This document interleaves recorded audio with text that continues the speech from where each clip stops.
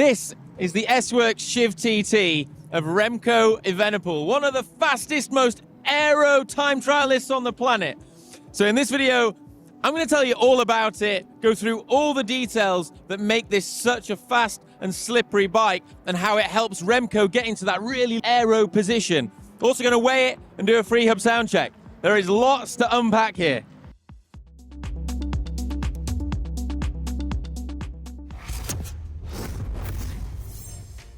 If you enjoy seeing the latest pro bikes and tech, well, before we go any further, make sure you subscribe if you haven't already, because, well, we've got lots more. Now, Remco's bike is the S-Works Shiv TT, the time trial bike from Specialized in its UCI legal guise.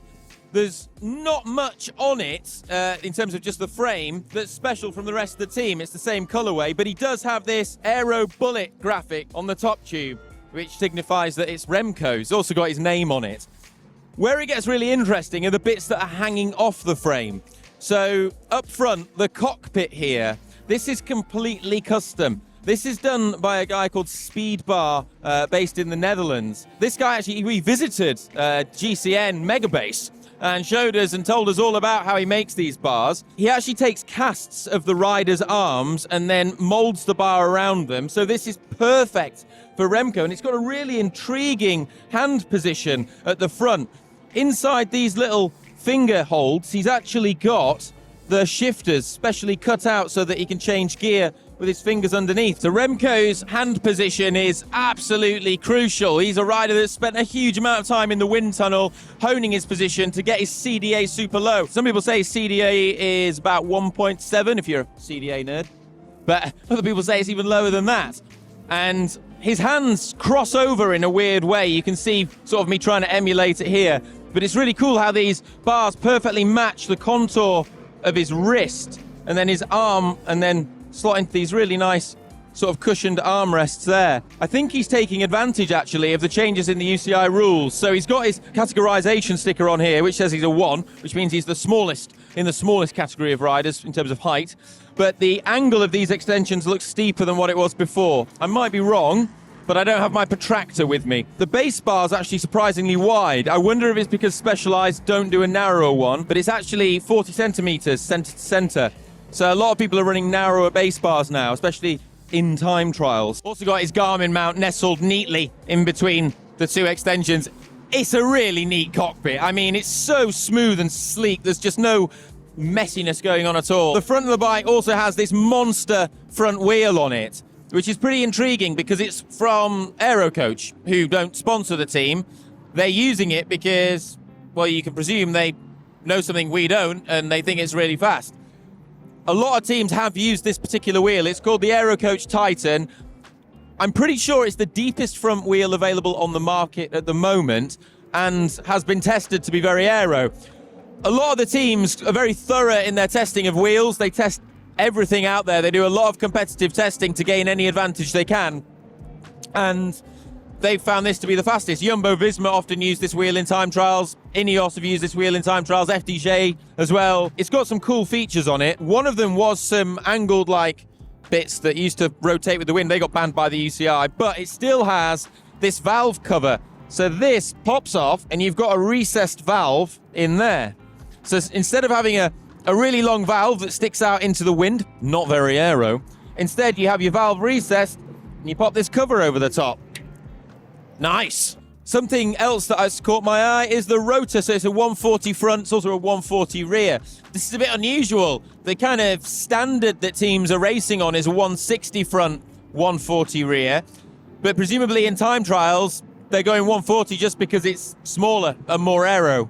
I mean, I would, especially in time trial. But yeah, an interesting detail. I've not seen that on a lot of other riders' bikes. On the base bar as well, no bar tape at all. No grippers, no bar tape. That's frontal area that you don't need. So he's just got a bit of grip tape on there. That's it. Keeps it, just reduces that frontal area a little bit. Neat little detail. Tyres, front and rear S-Works Turbo Cottons, which I'm gonna bet are being run with latex inner tubes. Although I can't see because I don't have X-ray vision anymore. Moving to the back of the bike, Remco's saddle is an S-Works Citero, TT specific saddle they do. And if you're a big Remco fan, you'll be really interested to hear that his saddle height, center of bottom bracket to the middle of the top of the saddle, is 70 centimeters. Exactly. Onto the drivetrain. Some cool stuff going on here. That massive dinner plate is a 60 tooth. He's a small man, but boy, is he strong. He's also running a wax chain on here, which I can see. Interestingly, though, the keen-eyed of you might have spotted that this is 11-speed Shimano. It's not 12-speed. I've seen this on other bikes here at the UAE Tour. Ineos's bikes and a lot of the other teams as well, still running the 12-speed. I think this is a supply issue. I think they've got 12-speed on the road bikes, but they haven't managed to procure enough group sets yet to get them onto the TT bikes. But he's not running this as a one-by setup, which I'm surprised at. A lot of riders using this flat TT here at the UAE Tour as one-by, and we have seen him use one-by in the past, but no, he's got an inner ring there, and you can also see the front mech. He's got the Shimano power meter on there and a ceramic speed bottom bracket, and his crank length is 170 mil. So, yeah, he's not using super long cranks. Help him reduce that hip angle. At the back, we've got an 1130 cassette on there, and interesting, he's not using like an oversized pulley wheel system. He's just using the standard Dura Ace pulley wheel system on there. No upgrade there. I'm quite surprised to see that for a guy that has so many details on his bike. Surprised he hasn't gone for one of those, but interesting. And what else? Oh, we've got the Roval disc as well. Looks very nice. It's kind of got these multicolours on it. Kind of rainbowy, but I've seen it on other bikes as well. I'm not sure if it is a nod to the fact that he's a world champion on the road. Looks cool anyway. Right, let's weigh this bad boy. TT bikes, they're not the lightest, but place your bets now. Oh, the wind. Oh, the wind. The wind is taking it. The wind. Hang on, come back round. Come back round. What's that saying? I'm starting to shake. I might drop it. 8.24 kilos. There you go. When I picked the bike up to weigh it, I spotted something else. So the Shimano power meter normally has a magnet glued to the frame, but that can get dragged off if you drop your chain during a race and then pick it back up again. So instead, what the mechanics have done to stop both those things happening, they've got a little K-edge mount here on the front derailleur, which is there to stop the chain falling off. And then on the end of it, it's got a little extender with a little magnet for the power meter. I like that. I've seen Ineos doing that too. Right, time for the Freehub sound check. Let's do that, and let's crank it up. Let's crank it up.